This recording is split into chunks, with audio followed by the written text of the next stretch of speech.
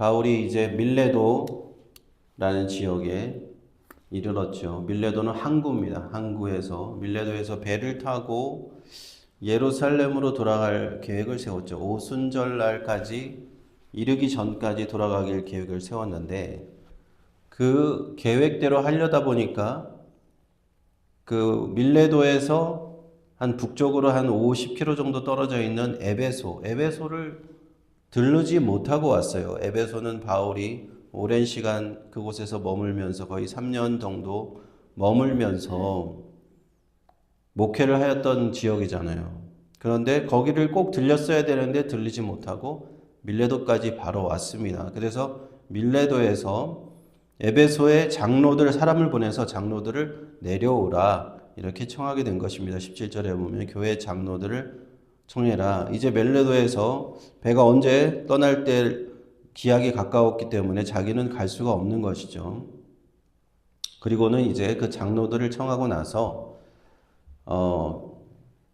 사도 바울은 에베소 장로들에게 마지막 고별 설교를 하는 장면이 이제 20장 18절부터 21절까지 쭉 나오는 것입니다.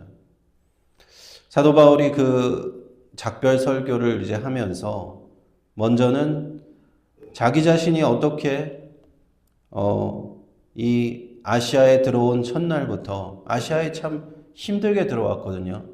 처음에 2차 전도여행 때 성령께서 가시지 못하게 하셔서 못 오고 3차 전도여행 때 힘들게 들어온 날부터 그들에게 전도하면서 어떻게 살아왔는가, 얼마나 겸손하고 신실하게 섬겼는가, 얼마나 힘든 가운데서도 유대인들이 반대하고 적개심을 가지고 그를 괴롭혔는데도 위험하게 자신이 그런 위험을 당했는데도 어떻게 행했는지 유대인과 이방인에게 모두 쉬지 않고 하나님 나라의 말씀과 천국 복음을 계속 증거한 것. 회당에서도 전하고 두란노 서원이라는 또 그런 개인적인 공간에서도 전하고 사람들의 집에 갔을 때도 복음의 말씀을 전하고 그렇게 모든 가르친 말씀을 전했다 하는 내용입니다. 이제는 자신은 22절에 보면 심령의 매임을 받아 성령의 매임을 받았다는 거예요. 성령께서 나를 예루살렘으로 인도하시고 있다. 자신이 받은 사명에 대해서 설명을 해주는 겁니다. 그런데 22절에 보니까 거기서 무슨 일을 만날지 알지 못한다. 뭔가 좀 불안한 투로 얘기를 하죠. 무슨 일이 일어날지 알지 못한다는 것은 사람을 좀 두려움을 갖게 하는 말이잖아요. 어떤 일이 일어날지 모르겠어. 위험한 일이 일어날지도 모릅니다. 라고 솔직하게 얘기하는 겁니다. 에베소 장로들 앞에서 그 얘기를 하는 겁니다. 그 교회의 지도자리지. 그 지도자들이고 거기서 에베소 교회에서 말씀을 증거해야 되고 에베소 교회에서 또 그들을 다스려야 되는 그 지도자들에게 바울은 속마음을 얘기하는 거예요. 내가 성령의 매임을 받고 심령의 매임을 받아서 예루살렘으로 가는 동안에 지금 23절에 보니까 각 성에서 여기 밀레도 항구에 이르기까지 각 도시마다 방문할 때 당시에는 그 선지자들의 활동이 있었을 때거든요. 신약 시대지만 현지자가 있었습니다. 그들이 나에게 닥칠 일들에 내가 앞으로 닥칠 일들에 대해서 얘기를 해줬다는 겁니다. 각 성에서 성령이 각 성에서 내게 증거하여 결박과 환난이 나를 기다린다. 그 교회들에서 성령에 충만한 그런 선지자들이 자꾸만 예언을 해주는 거예요. 결박과 환난이 사도 바울 앞길을 기다리고 있습니다 하는 것을 자꾸만 얘기해 준 거예요. 그래서 사도 바울이 그것을 깨닫게 된 것이죠. 그러나 내가 복음을 향해서 달려가기 때문에 예루살렘에 가서 어떤 고난을 당하든지 나는 그 핍박과 고난을 미리 다 알고 있지만 그것을 나는 두려워하지 않고 달려가겠다 하는 얘기입니다. 그래서 24절의 말씀이 참 귀한 말씀인데 나의 달려갈 길과 주 예수께 받은 사명, 하나님의 은혜의 복음을 증거하는 일에는 마치려 하면은 나의 생명을 조금도 귀한 것으로 여기지 않겠다 하는 겁니다. 내 생명보다도 하나님의 사명, 복음 증거하는 사명을 더 귀하게 하겠다. 바울의 그 마음가짐, 다짐을 할 수가 있는 겁니다. 이후에도 바울은 이런 비슷한 말들을 서신서에서 많이 했습니다. 고린도후서 4장, 6장, 12장, 빌립보서 2장, 골로새서 1장 쭉 찾아보시면 거기서도 바울은 내가 복음을 위해서라면 이런 어려움이 있어도 내가 감당하겠다는 것을 계속 서신서에서도 얘기를 합니다. 그러나 보라 너희 중에 왕래하며 하나님 나라를 내가 전파하였다라고 25절에 말씀하죠. 사도 바울이 대략 한 7년에서 8년 정도를 그 지역들을 돌아보면서 전도하고 선교했던 것 같아요. 이제는 내가 너희들에게 이것을 마지막 말이 될 것이다 라고 에베소 장로들 앞에서 얘기합니다. 너희가 다시는 내 얼굴을 보지 못하리라.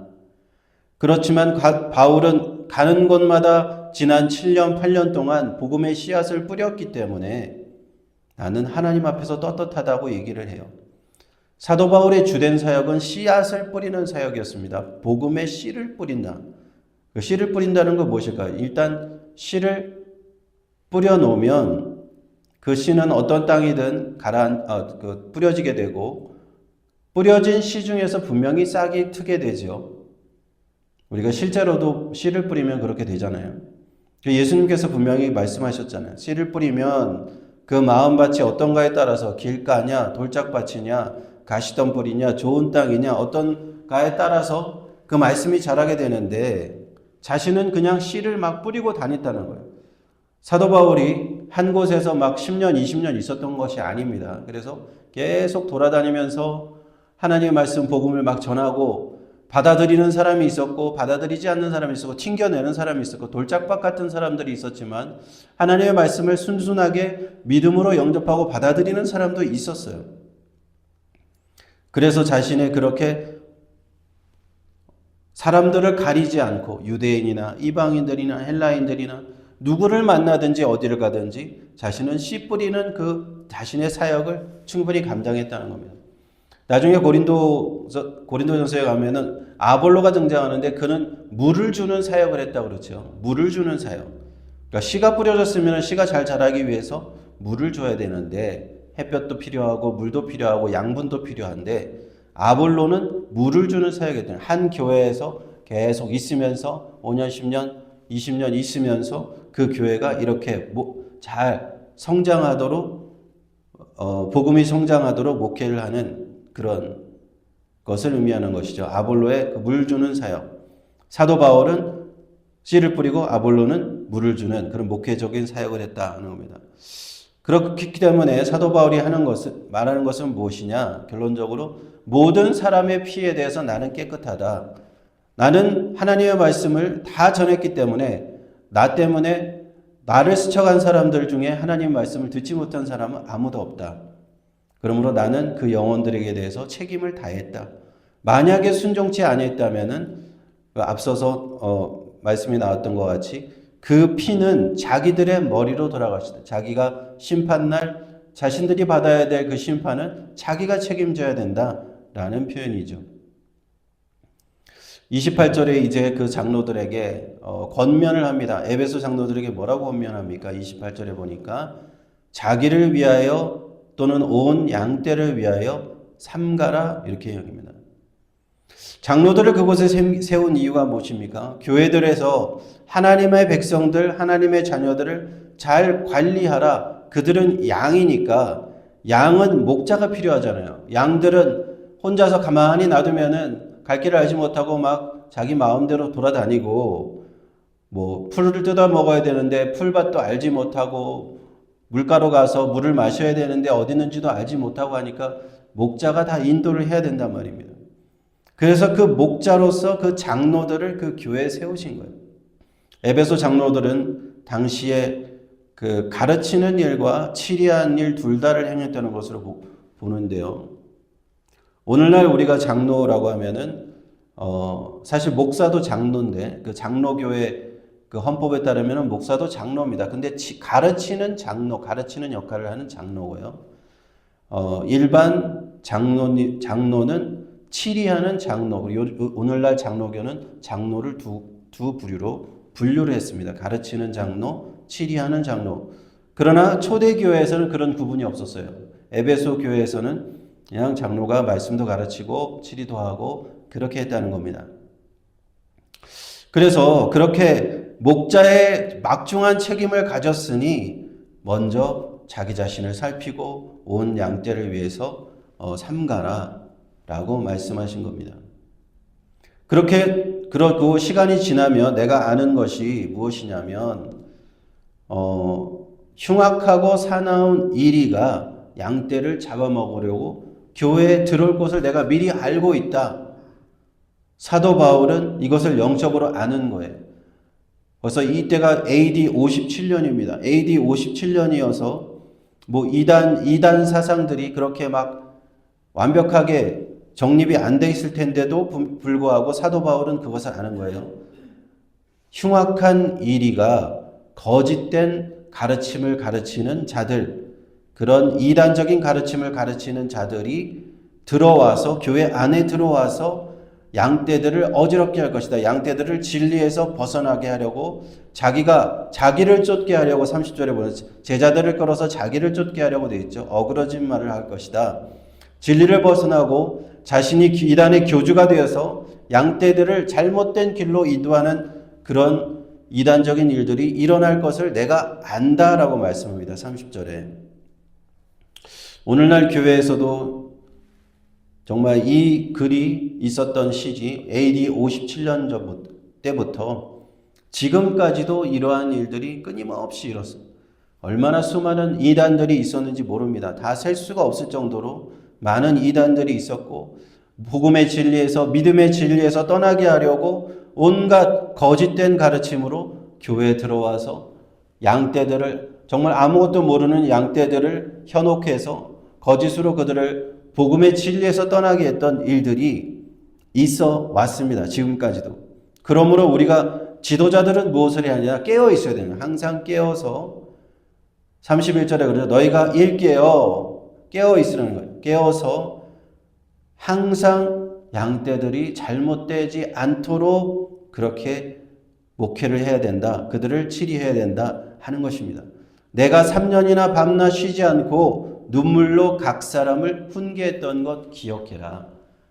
잘못된 길로 가려고 하면 눈물로 그들을 훈계하는, 이렇게 하면 안 된다. 너희들이 이런 거짓된 가르침을 따르면 안 된다. 너희들이 바른 길로 가야 된다라고 사도 바울은 눈물로써 3년 동안이나 그렇게 얘기했다는 겁니다. 오늘 말씀을 통해서 이단적인 가르침, 거짓된 가르침들이 교회 안으로 들어온 일들이 얼마나 많은지 몰라요. 최근에도 우리가 잘 아는 신천지, 이단, 여러 가지 이단들이 교회에 들어와서 또 그것뿐만이 아닙니다. 많은 사람들이 정말 복음의 진리에서 헤매도록 만들어서 하나님의 말씀을 혼탁하게 하고 그것을 진리가 무엇인지 분별하지 못하고 그렇게 나아가려는 사람들이 너무 많습니다. 우리가 기도해야 될 것은 무엇입니까? 이 마지막 때에 하나님의 말씀이 혼탁하게 되지 않게 하여 주옵소서. 우리가 맡고 있는 우리 성도들이 그러한 거짓된 가르침에 현혹되지 않게 하여 주옵소서. 우리 그렇게 기도하면서 바울이 그렇게 권면했던 것처럼 에베소의 장로들에게 권면했던 것처럼 우리도 그러한 심정을 가지고 우리 교회를 위해서 교회를 섬겨야 될 줄로 믿습니다.